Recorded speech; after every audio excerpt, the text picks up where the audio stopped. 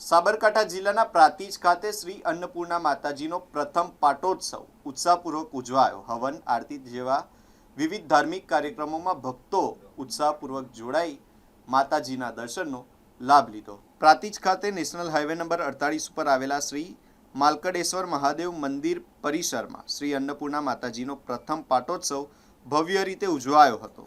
આ પાવન પ્રસંગે હવન, પૂજન, આરતી સહિતના શાસ્ત્રોક્ત કાર્યક્રમો યોજાયા હતા। ધાર્મિક વિધિઓમાં ભગુભાઈ પટેલ, આશીષભાઈ પંડ્યા, કુલદીપ ભટ્ટ, શૈલેષકુમાર પટેલ, રોહિતકુમાર પટેલ તેમના પરિવારજનોએ હવનનો લાભ લીધો હતો। શાસ્ત્રી પ્રકાશભાઈ મહારાજ તથા તેમની ટીમ દ્વારા વિધિવત પૂજા સંપન્ન કરવામાં આવી હતી।